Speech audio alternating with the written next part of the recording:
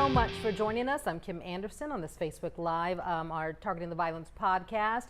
And I've got some great guests with me today, and we've got a lot to talk about, especially if you've been tuning in today and you've been following us on Facebook and online. You know that we've had a pretty violent day today when it comes to our youth.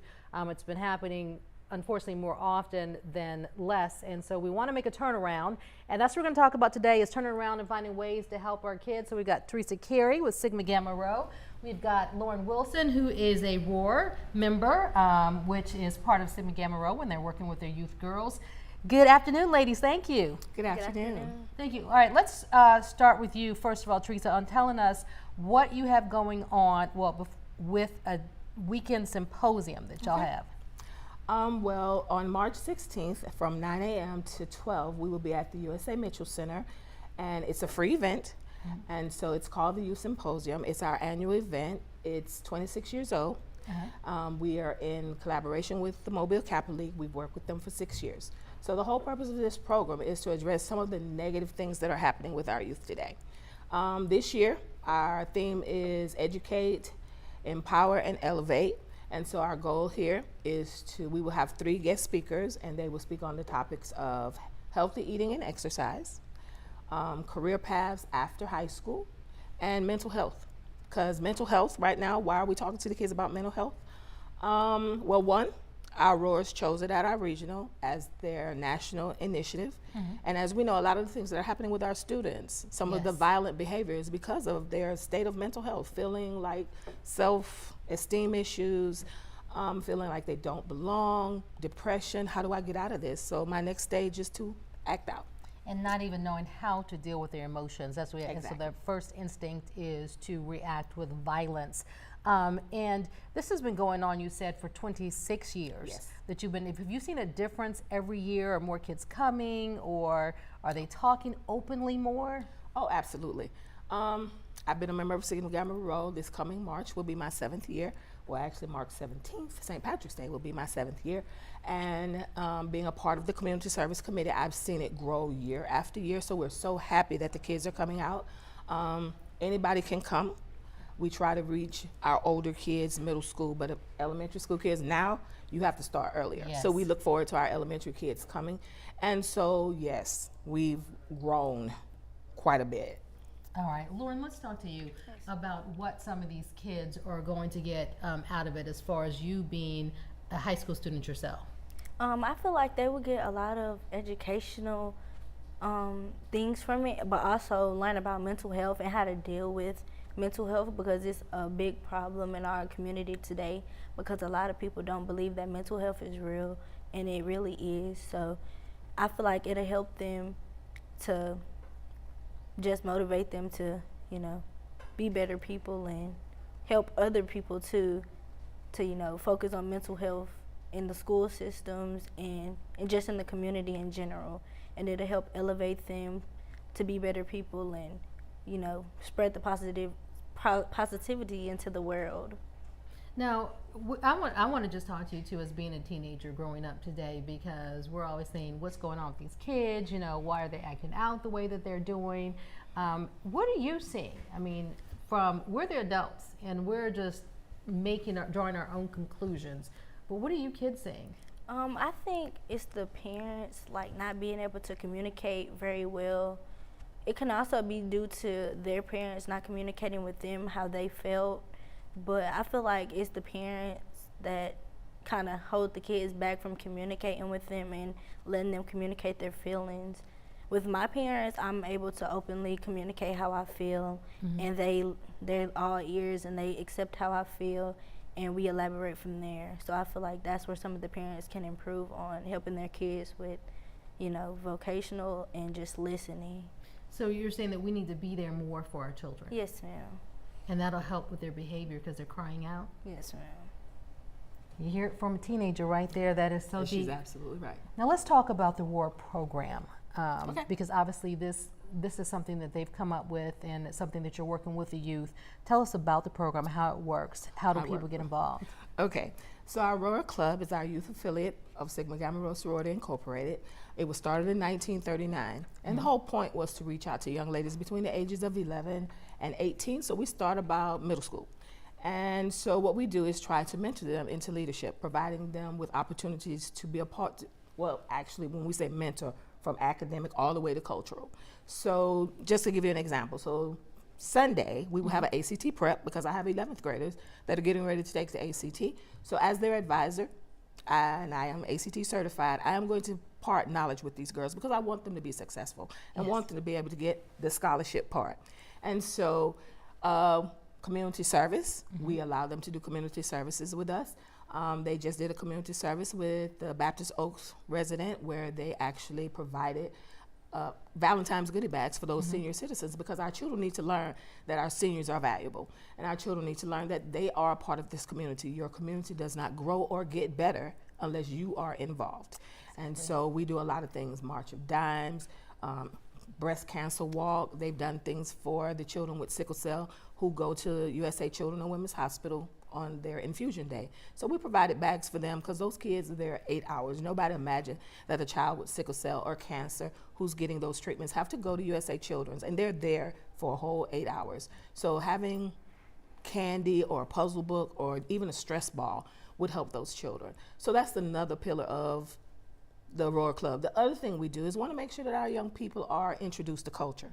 Yeah. So we took them to the G's Benz play, and we want to introduce them to college because we haven't done that yet, but that's one of our goals this year, to try to get them on a college tour. And we do all the girly things, like we've had photo shoots. We actually have one coming up. They don't know it yet, but we're going to have another one at the Youth Symposium because our Aurora Club from Troy is coming. And so we're going to host them and have a little fun with them.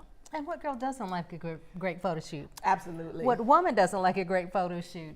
Lauren, how has the Aurora Club made a difference in your life? It helped me come out of my shell. It introduced me to many opportunities, such as Miss Omega Lamplighter pageant. It pushed me out there to be more confident in myself and confident in speaking. It also helps you build sisterhood with other girls that you might not ever think you would be, around. And it helps you just open up and be more free-spirited. And that makes a difference with a lot of these girls nowadays, doesn't it? Yes, ma'am, because it just builds bonds that sometimes, can last you a lifetime. And we see so many girls fighting nowadays. Now, would you recommend all girls join at least some type of organization like that? Yes, because it's just a better opportunity of actually getting to know people rather than just resorting in violence when that's never the answer.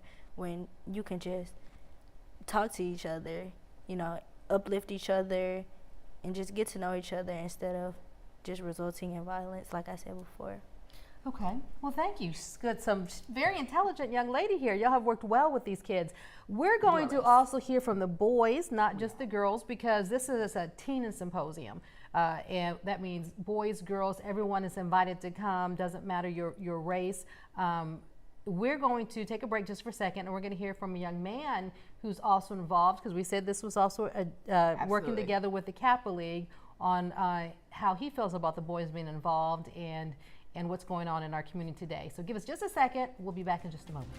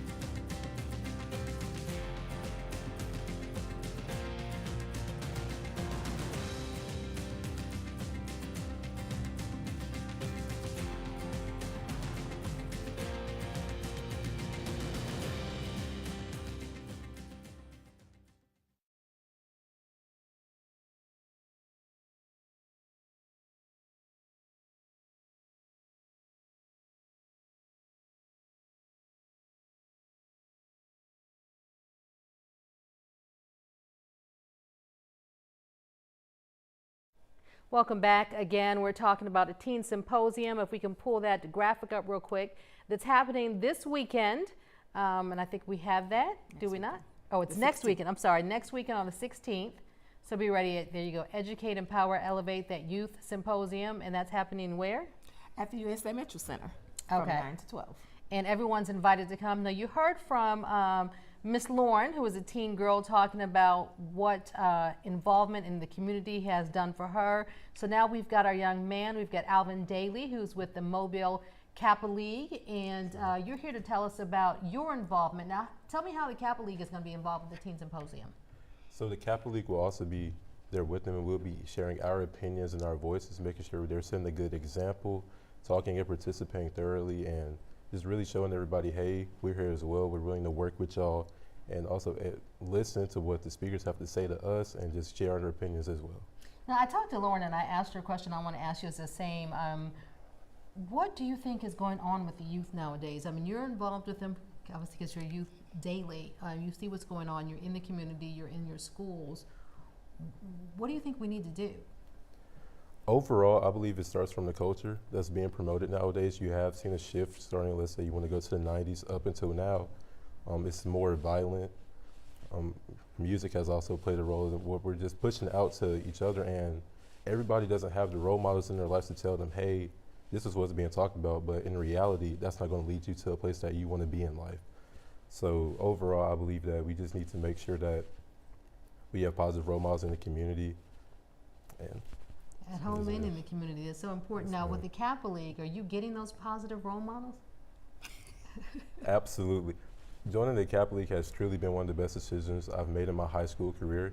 It's just being exposed to not even the great advisors, but the older men that were in Kappa League as well, seeing them, hey, I was in Kappa League and look what I've become in life. And then Miss Carrie's grandson, he was our president recently, and just watching him lead Kappa League, I believe he's just one of the best presidents to ever see the organization. So people like him and the great advisors and the great guys who've also been in the program just overall just complete the circle and just, hey, there's a better way in life to go, and this is the way to do it. You're in the right spot. So you have young men encouraging each other. So Yes, if you ma'am. don't even have that role model at home, you're finding it kind of in each other to uplift each other. That's Yes, what you're ma'am. saying. That is awesome. Absolutely. Now, what's so great about the symposium is what you were telling me is the kids are going to be leading out. Right. So this year we've decided to take a step back because we want our kids to be on the forefront. So we're going to, outside of our speakers, we're going to allow the Roar Club as well as the Kappa League to take on the speech. So one of our Roars, she's not here with us today. She's going to be the MC, but the Kappa League, along with, like I said, with our Roar Club, will do the in-between speakers. So their national initiative is mental health as well. It just happened that way because that's one of the things the kids are concerned about. So we're going to allow them to share with their peers things that they can do to relieve some of that stress and things that they can do to help themselves out mentally, some self-care. Yeah, so Alvin, what can we do as parents and as adults in the community to help you children? Because we've come up with our own conclusions, what we think y'all need, but what do y'all think we need to do? Overall, I think it's proactive listening. Just be sure to always understand everyone's perspective in life. Understand where your child is coming from, see what they're going through on a day-to-day struggle, and then you just have to be able to have that uncomfortable conversation with your child. Hey, I don't know what's going on, and I think it's this, but I need you to tell me what you think and how you feel. And then I believe, depending on the parent and the child, you can go from there. That's some good advice, and I think sometimes we as parents, we think we know everything. No, we don't. And we don't, and we do have to take the time to listen to our children and not just always tell them what to do, is what you're saying to Yes, us? ma'am. And be more involved. Okay. And then sometimes, like you said, and I will agree with the kids, definitely listen. Because in my job that I'm in now, so many kids will tell you, my mom doesn't hear me. My mom doesn't listen. My parents don't listen. So please, because your children are going to somewhere, they're going to get it from somewhere, so it might as well be you. And like you said, I appreciate the Mobile Kappa League.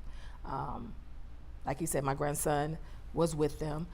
He actually started out as a Kappa Knight, and he has done really well under their mentorship, done really, really well. And so I kind of took that as being the Roar advisor. And so I'm looking forward to getting my very first graduates out this year to see what they'll do. That's awesome. Well, you've got a good thing going on with the Roars, great thing going on with Kappa League. I think everybody knows about the Kappa League and Yes. the Roars. So what my suggestion is to find, if you know that you're having a hard time keeping a hold of your kids, then find an organization to connect them with, to get them involved, and also be that second layer of motivation, because that first layer, of course, comes at home. Well, I want to thank y'all all for coming with us today. Alvin, Teresa, Lauren, we really appreciate this information. Let's put up that full screen again so we can let people know that that's next Saturday. We've got the Teen Symposium sponsored by Gamma Sigma Rho, Educate, Empower, Elevate, and that is at the USA Mitchell Center from 9 until noon. Absolutely. And thank you for having us. Oh, you're so welcome. Thank you, so welcome. All right, well, we'll see y'all next week for Targeting the Violence, and don't forget, March 16th, we're gonna have this information up on our website, our Facebook page, and also our YouTube channel. See you next week. Thanks.